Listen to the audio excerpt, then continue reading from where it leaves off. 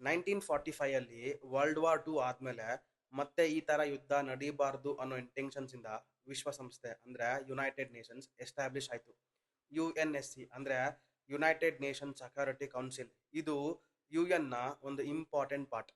ಅವಾಗಿಂದಾನೆ America, Russia, UK, France ಮತ್ತೆ China ಈ 5 ದೇಶಗಳು ಪರ್ಮನೆಂಟ್ ಮೆಂಬರ್ಸ್ ಆದವು.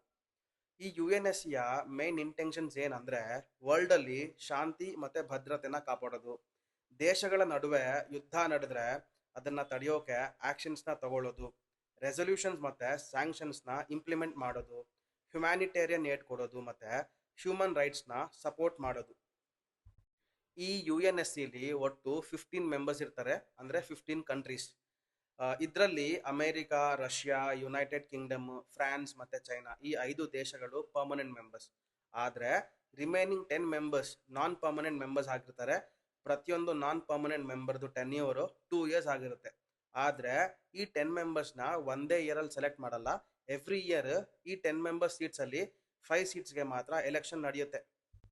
ಒಂದು ರೆಸಲ್ಯೂಷನ್ ಪಾಸ್ ಆಗ್ಬೇಕಾದ್ರೆ 15 ಮೆಂಬರ್ಸ್ ಅಲ್ಲಿ ಮಿನಿಮಮ್ 9 ಮೆಂಬರ್ಸ್ ಆ ರೆಸಲ್ಯೂಷನ್ಗೆ ಫೇವರ್ ಆಗಿ ವೋಟ್ ಮಾಡಬೇಕು.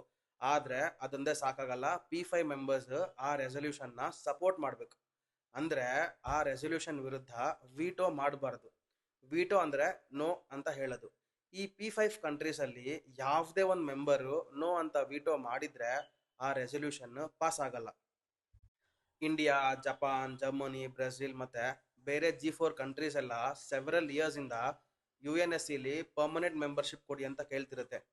ಆದ್ರೆ ಕೆಲವು ದೇಶಗಳು ಪರ್ಮನೆಂಟ್ ಮೆಂಬರ್ಶಿಪ್ ಕೊಡಬಹುದು, ಆದ್ರೆ ವಿಟೋ ಪವರ್ ಈಗಲೇ ಕೊಡಬಾರದು ಅಂತ ಹೇಳ್ತಿರ್ತವೆ. ಬಟ್ ಇಂಡಿಯಾ ಇದನ್ನ ಕಂಪ್ಲೀಟ್ ಆಗಿ ಡಿಕ್ಲೈನ್ ಮಾಡುತ್ತೆ. ವಿಟೋ ಪವರ್ ಇಲ್ಲದೆ ಪರ್ಮನೆಂಟ್ ಮೆಂಬರ್ಶಿಪ್ ಯೂಸ್ ಇಲ್ಲ, ಅದು ಕಂಪ್ಲೀಟ್ ಪರ್ಮನೆಂಟ್ ಮೆಂಬರ್ಶಿಪ್ ಆಗಲ್ಲ, ಇದೊಂದು ಫೈಲ್ ಆಗೋ ಅಪ್ರೋಚ್. ಅಂಡ್ ವಿಟೋ ಪವರ್ ಇಲ್ಲ ಅಂದ್ರೆ ಬರೀ ರೆಸ್ಪಾನ್ಸಿಬಿಲಿಟಿ ಇರುತ್ತೆ, ಆದ್ರೆ ರಿಯಲ್ ಪವರ್ ಇರಲ್ಲ ಅಂತ ಇಂಡಿಯಾ ಹೇಳ್ತಿರುತ್ತೆ. ಆಕ್ಚುಲಿ ಇದು 100% ಕರೆಕ್ಟ್. ನಿಜ ಹೇಳ್ಬೇಕಂದ್ರೆ India UNSC non permanent membership ನ ಏನ್ ಡಿಕ್ಲೈನ್ ಮಾಡಿಲ್ಲ. 2028 ಅಲ್ಲಿ ನಡೆಯೋ ಎಲೆಕ್ಷನ್ಸ್ಗೆ strong campaign India already start ಮಾಡಿದೆ. ಆಕ್ಚುಲಿ ಇಲ್ಲಿ ಪ್ರಾಬ್ಲಮ್ ಏನಂದ್ರೆ ಲಾಸ್ಟ್ 80 ಇಯರ್ಸ್ ಇಂದ ವರ್ಲ್ಡ್ ಪಾಲಿಟಿಕ್ಸ್ ಕಂಪ್ಲೀಟ್ ಚೇಂಜ್ ಆಗಿದೆ. ಆದ್ರೆ UNSC ಮಾತ್ರ ರಿಯಲ್ ಪವರ್ ಇನ್ನು ಅದೇ P5 ಕಂಟ್ರೀಸ್ ಕೈಯಲ್ಲಿದೆ.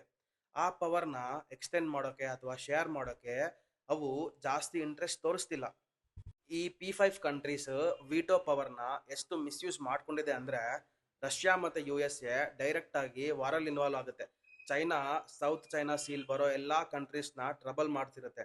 ಫ್ರಾನ್ಸ್ ಆಫ್ರಿಕಾದಲ್ಲಿ ಇಲ್ಲೀಗಲ್ ಮೈನಿಂಗ್ಸ್ನ ಮಾಡ್ತಾ ಇರುತ್ತೆ. UK ಅದಕ್ಕೆ ಬೇಕಾದಾಗ ವಿಟೋ ಪವರ್ನ ಯೂಸ್ ಮಾಡುತ್ತೆ. ವಿಟೋ ಪವರ್ ಎಷ್ಟು ಪವರ್ಫುಲ್ ಅಂತ ಒಂದು ಎಕ್ಸಾಂಪಲ್ ಕೊಡ್ತೀನಿ ನೋಡಿ. 2009 ಇಂದ multiple times Jaish e Mohammed leader Masood ಅಜರ್ನ ಇಂಟರ್ನ್ಯಾಷನಲ್ ಟೆರರಿಸ್ಟ್ ಅಂತ ಅನೌನ್ಸ್ ಮಾಡೋಕೆ ಇಂಡಿಯಾ ಎಷ್ಟೇ ಟ್ರೈ ಮಾಡಿದ್ರು ಚೈನಾ ಪ್ರತಿ ಸರಿ ವಿಟೋ ಯೂಸ್ ಮಾಡಿ ಇದನ್ನ ಹೋಲ್ಡ್ ಮಾಡ್ತಿತ್ತು. ಬಟ್ 2019 ನಲ್ಲಿ ಅಂದ್ರೆ ಲಿಟ್ರಲಿ 10 ಇಯರ್ಸ್ ಆದ್ಮೇಲೆ ಮಸೂದ್ ಅಜರ್ನ ಇಂಟರ್ನ್ಯಾಷನಲ್ ಟೆರರಿಸ್ಟ್ ಅಂತ ಅನೌನ್ಸ್ ಮಾಡಿತು. ಬಟ್ ಈ 10 ಇಯರ್ಸ್ ಅಲ್ಲಿ ಇಂಡಿಯಾ ಮೇಲೆ literally 4 to 5 times major terror attack ನ ಮಾಡಿಸ್ತಾನೆ, including Pathankot terror attack, Uri terror attack, Nagrota army camp attack ಮತ್ತೆ ಪುಲ್ವಾಮಾ ಅಟ್ಯಾಕ್. ಹಾಗಾದ್ರೆ ಇಂಡಿಯಾಗೆ UNSC ಪರ್ಮನೆಂಟ್ ಮೆಂಬರ್ಶಿಪ್ ಯಾಕೆ ಬೇಕು? ಯಾಕಂದ್ರೆ ಇಂಡಿಯಾ ಇವತ್ತು ವರ್ಲ್ಡ್ಸ್ ನ ಮೋಸ್ಟ್ ಪಾಪ್ಯುಲೇಷನ್ ಇರೋ country, world's 4th largest economy ಇರೋ ಕಂಟ್ರಿ ಮತ್ತೆ UN ಪೀಸ್ ಕೀಪಿಂಗ್ ಮಿಷನ್ಸ್ಗೆ ಸುಮಾರು 3 ಲಕ್ಷಕ್ಕೂ ಹೆಚ್ಚು ಸೈನಿಕರನ್ನ ಕಳಿಸೋ ದೇಶ.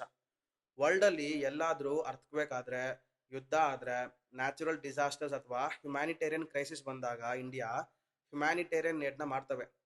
ಕೋವಿಡ್ ಟೈಮಲ್ಲಿ ಕೂಡ ಇಂಡಿಯಾ ಜಾಸ್ತಿ ಕಂಟ್ರೀಸ್ಗೆ ಮೆಡಿಸಿನ್ಸ್ ಮತ್ತೆ ವ್ಯಾಕ್ಸಿನ್ ನ ಪ್ರೊವೈಡ್ ಮಾಡಿತ್ತು. ಸೊ ಇಂಡಿಯಾ UNSC ಪರ್ಮನೆಂಟ್ ಮೆಂಬರ್ಶಿಪ್ಗೆ ಮೋಸ್ಟ್ ಡಿಸರ್ವಿಂಗ್ ಕ್ಯಾಂಡಿಡೇಟ್. ನನ್ನ ಪ್ರಕಾರ ಇಂಡಿಯಾಗೆ UNSC ಪರ್ಮನೆಂಟ್ ಮೆಂಬರ್ಶಿಪ್ ಬರಲೇಬೇಕು. ನಿಮ್ಮ ಒಪಿನಿಯನ್ ಏನು? ದಯವಿಟ್ಟು ನಿಮ್ಮ ಒಪಿನಿಯನ್ಸ್ನ ಕಮೆಂಟ್ಸಲ್ಲಿ ತಿಳಿಸಿ. ಹಾಗೆಯೇ ದಿವಿಜ್ ಕೌಂಡಿನ್ಯ ಯೂಟ್ಯೂಬ್ ಚಾನಲ್ಗೆ ಸಬ್ಸ್ಕ್ರೈಬ್ ಆಗಿ. Thank you.